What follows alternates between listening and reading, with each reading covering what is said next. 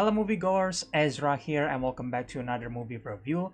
And on today's review, I want to talk about Bad Boys Ride or Die. This is the fourth Bad Boys movie, and it was starring obviously Will Smith and Martin Lawrence returning as Mike and Marcus, and it was also directed by Adil and Bilal, which is the previous director for Bad Boys for Life. And I gotta say, I was actually really, I have some expectation for the movie, because I think Bad Boys for Life was a good third movie, because here's the thing, I never actually watched Bad Boys movie before, until like this week, in preparation for Bad Boys Ride or Die, I decided to watch the first three movies, and I gotta say they are really really fun movies. I like Bad Boys 2 the most, because I think Michael Bay's direction is like, yeah, there is some shaky camera there which I don't love, but man, the action is fantastic. Like the freeway chase, or like when the house shooting scenes, where you see the camera just like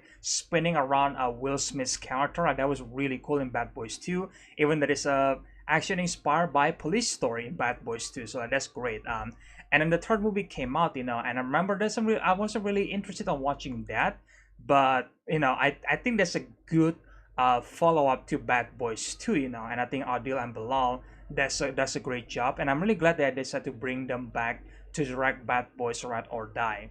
But the question is that is Bad Boys Ride or Die are actually as good of the third movie, or is it actually way worse? Well, I have some positive things to say about this movie, but man, I have some negative stuff about this movie at the same time. So let's get to the positive aspect first. So I think first of all, let's just start the obvious one. I think Will Smith and Martin Lawrence is still great in this movie, because I think these two has a great chemistry. Martin Lawrence are very very funny, as usual. Although that I think the jokes in the previous movie is in my opinion is funnier than in this movie, but at the same time it still get a chuckle out of me, it still get a laugh out of me, getting a smile out of me. So I think the comedy is great. Will Smith and Martin Lawrence are still great in terms of their performance, and of course the action itself. I think because again they bring back Adil and Bilal, they really know how to shoot like an interesting action sequences. Even though I would say that I think the action for Bad Boys for Life are a bit better than this movie. However, there is the third act action that actually really really cool in my opinion, because it's actually like at one point the action just becomes like a first person shooting game where the camera like sit back here, and then you actually see like Will Smith and Martin Lawrence like perspective, and you just see the gun, and essentially becoming the first person action game in a way, or like first person shooter game. And I think that's really amazing, becoming first person for a split second, and then the camera move back and then revealing the counters again, and then like move back again, becoming first person again, and you just see the gun just like shooting a bunch of people. It felt like you are playing a video game, and I absolutely love that. That's actually one of my favorite scenes in this movie, and probably one of the most memorable scene in this movie itself. So that's a good stuff. And also I want to talk about some other character as well, because you got a lot of returning characters in this movie. However, I have to give a highlight for Reggie.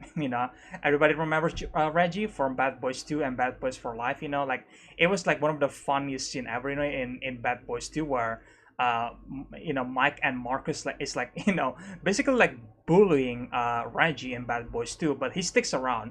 And I gotta say, in this movie they actually give Reggie some action sequences, and I think wow, they're really amazing, they're really well directed. They also kind of felt like a video game at some point. I'm just like, damn, like this is so much fun, and they actually respect Reggie's character, even though that he's like he's not exactly a butthead, but it's like he's just kind of there to be a comedic character. And I think the guy who plays Reggie is not even an actor, I think, but they bring him back, so that's cool, and then they actually give him a larger role in this movie, and that's fantastic. That's great for him to actually stand up for once. But yeah, besides that, I guess, yeah, I guess that's it. That's the positive aspect about the movie. I guess the music by Lauren Boff is also good. So I guess there's that. However, there is a lot of negative stuff about this movie. First of all, this movie is not as memorable in my opinion, because I think the villain of this movie is not memorable as Bad Boys for Life, because in Bad Boys for Life, the villain was actually felt much more personal to Mike, right? And the performance was great, and I think in this movie, like the villain is just a bad, like a big bad guy, and then that's it, so it's like, well, I don't know, like especially coming from Bad Boys for Life, where the villain actually has some tie to the character's past, and coming to this one where the villain is just again being a bad guy, and then that's it, or Bad Boys, right? And it's just like not memorable. Like he's just like, I'm a villain, I'm smart and I'm scary. Okay, cool. Like you're not memorable, dude. Even the bad guys from Bad Boys 2 is probably much more memorable than this movie. Sorry, not this movie, but like this villain. But yeah, I don't know. That's really disappointing for me. And of course, I have to talk about Captain Conrad Howard, played by Joe Pantoliano. Which I think he's an amazing captain. He's my favorite part of the Bad Boys movies. Because again, every single time Joe Pantoliano is like playing an angry Captain Howard, it's actually really really funny. I actually watched the scene in Bad Boys 2 where he gets so angry after Mike and Marcus basically chasing some bad guys, and then there's like three dead bodies that basically lying on the street, and one of them are losing its head. I think like the Captain Howard was so angry in that scene. I was like, dude, that was so funny, and then bring him back for Bad Boys for Life, like we see him angry again for one last time, saying, fuck me, like it was so funny, but in this, sadly he actually get killed in Bad Boys for Life, which is sucks, and then they decide to bring this character back for Bad Boys Ride or Die.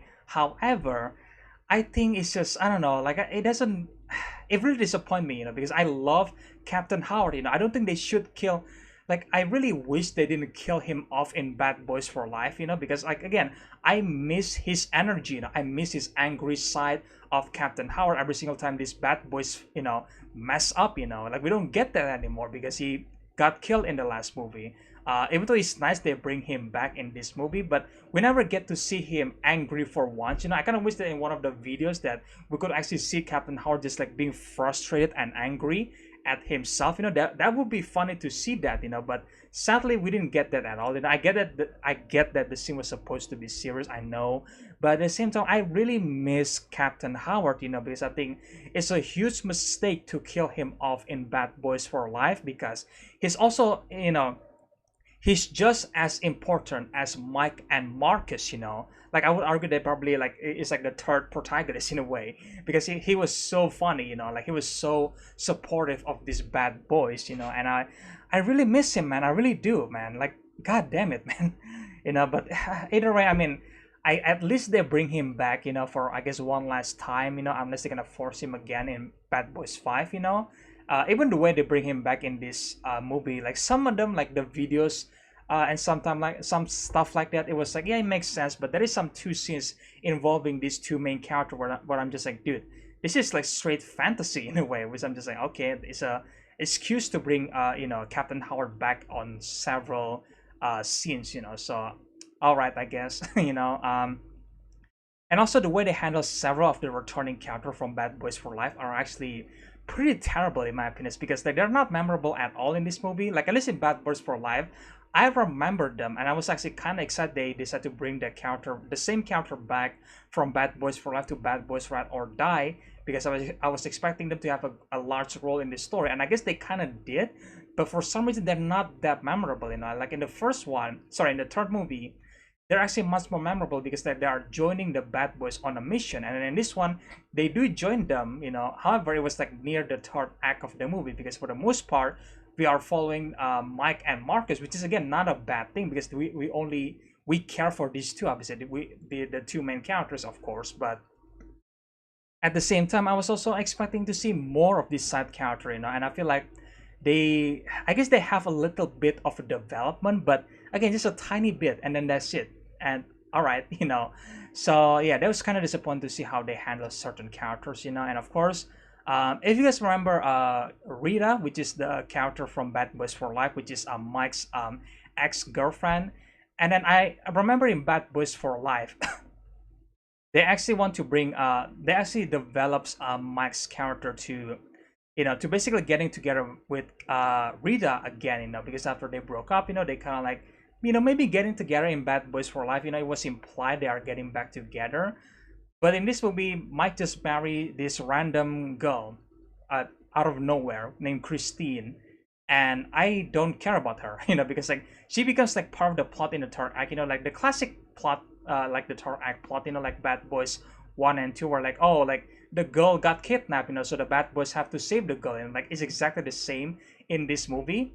And unlike in the previous one where they actually kind of like developing the character, Christine, this new character, Mike's love interest, is kind of disappointing because like I don't care for her. I don't know anything about her. Like the movie just explained her in, I think in one line by Marcus or by someone else, in the beginning of the movie, and then that's it, and then she just disappear until like the end of the movie. I'm just like, well, like that's disappointing, like why, like I don't know why they decided to do this decision where Captain Rita from Bad Boys for Life, they bring her back in this movie, and then she became a captain, right?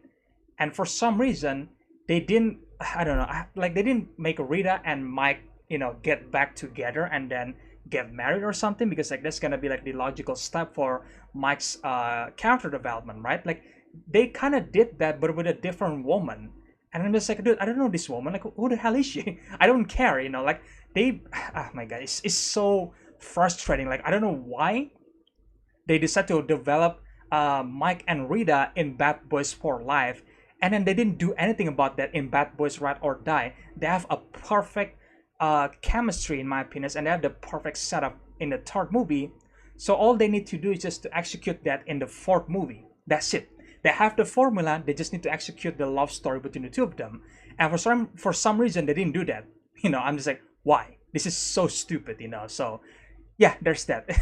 Rita and every single side character from Bad Boys for Life is like, it's not really well handled. It was disappointing. So again, I really miss Captain Howard. I think it was a mistake to kill him off in Bad Boys for Life. I wish they didn't do that. It sucked that he died, because I think he's also a good one of the greatest character ever in the Bad Boys franchise. Every single time he was frustrated or angry, it was so funny, and we didn't get that anymore. And it's just like, man, I missed that. But either way, I guess that's my review for Bad Boys Ride or Die. I know that again, I think people are gonna come out to see this movie and say that it's a fine movie, it's a fun movie. I don't think this is better than Bad Boys for Life, to be honest with you guys. Because I think when I was finished watching this movie, I don't exactly, remember or like thinking that this movie will be memorable to me. So I think, in my opinion, this might be the weakest Bad Boy movie in the Bad Boys franchise, and it was so disappointing, because I think Bad Boys for Life is a good continuation. It's a good third movie, and then this fourth movie was like disappointing, because of this, like, again, many reasons that I mentioned before. So yeah, I don't know, man, it's kind of frustrating, to be honest. But either way, I mean, I'm pretty sure people will be enjoying this movie. I'm pretty sure that some of them will be disagreeing with this review, and that's totally fine. If you enjoy the movie, that's totally fine. I'm happy for you. But for me, in my personal opinion, this is the weakest of the Bad Boys franchise. Again, just my opinion. So that's pretty much my review for Bad Boys Ride or Die, guys. Let me know in the comment section below, what do you guys think about Bad Boys Ride or Die? Do you guys think this is like the weakest Bad Boy movie, or do you guys actually think the opposite, that this is actually the best Bad Boys movie? So let me know all your opinions in the comment section below, guys. And as usual, if you guys enjoy this this review, then make sure guys sing that subscribe and like button, guys, and share the videos, the usual stuff, and stay tuned for more videos in the future, guys. And again, I hope you guys enjoy this review, and I will see you guys in the next one then. Bye.